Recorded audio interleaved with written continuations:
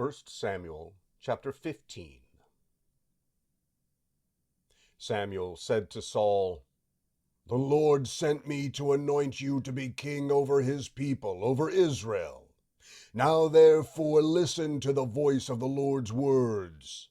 The Lord of Armies says, I remember what Amalek did to Israel, how he set himself against him on the way when he came up out of Egypt. Now go and strike Amalek, and utterly destroy all that they have, and don't spare them, but kill both man and woman, infant and nursing baby, ox and sheep, camel and donkey."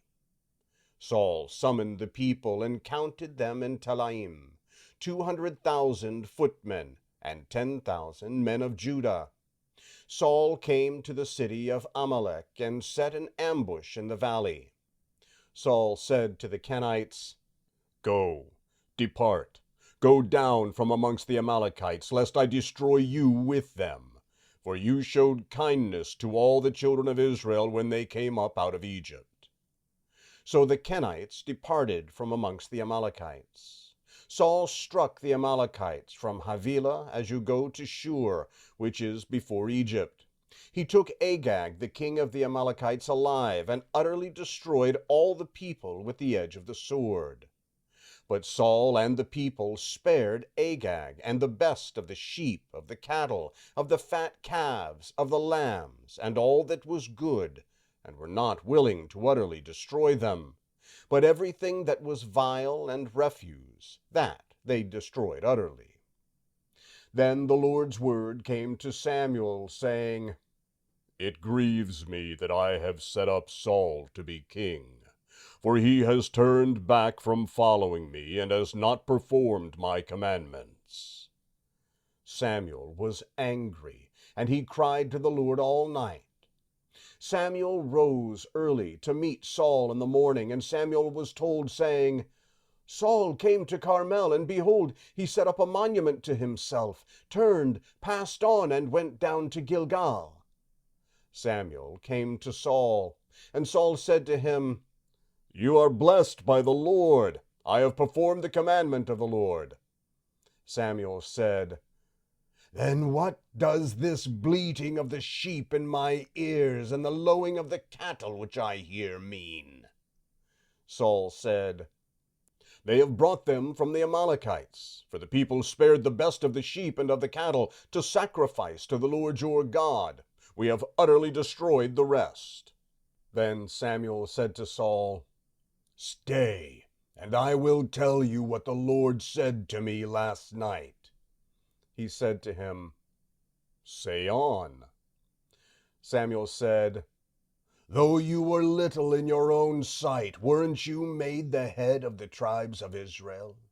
The Lord anointed you king over Israel, and the Lord sent you on a journey and said, 'Go and utterly destroy the sinners, the Amalekites, and fight against them until they are consumed.' Why then didn't you obey the Lord's voice, but took the plunder and did that which was evil in the Lord's sight?" Samuel said to Saul, "But I have obeyed the Lord's voice, and have gone the way which the Lord sent me, and have brought Agag the king of Amalek, and have utterly destroyed the Amalekites. But the people took of the plunder, sheep and cattle, the best of the devoted things, to sacrifice to the Lord your God in Gilgal." Samuel said, "Has the Lord as great delight in burnt offerings and sacrifices as in obeying the Lord's voice? Behold, to obey is better than sacrifice, and to listen than the fat of rams. For rebellion is as the sin of witchcraft, and stubbornness is as idolatry and teraphim.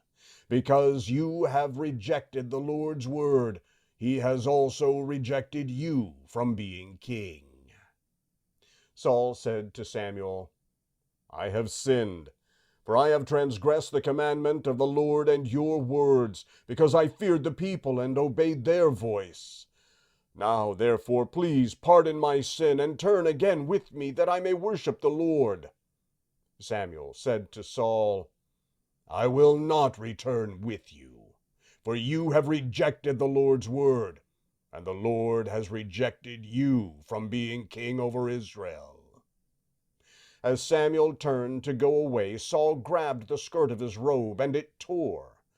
Samuel said to Saul, "The Lord has torn the kingdom of Israel from you today, and has given it to a neighbor of yours who is better than you. Also the strength of Israel will not lie nor repent, for he is not a man that he should repent." Then he said, "I have sinned.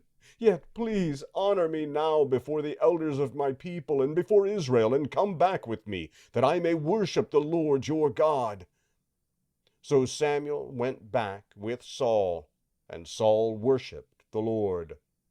Then Samuel said, "Bring Agag, the king of the Amalekites, here to me." Agag came to him cheerfully.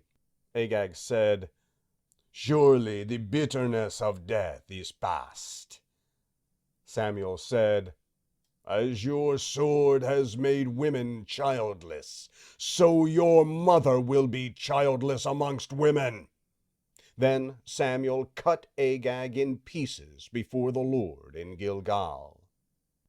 Then Samuel went to Ramah, and Saul went up to his house to Gibeah of Saul.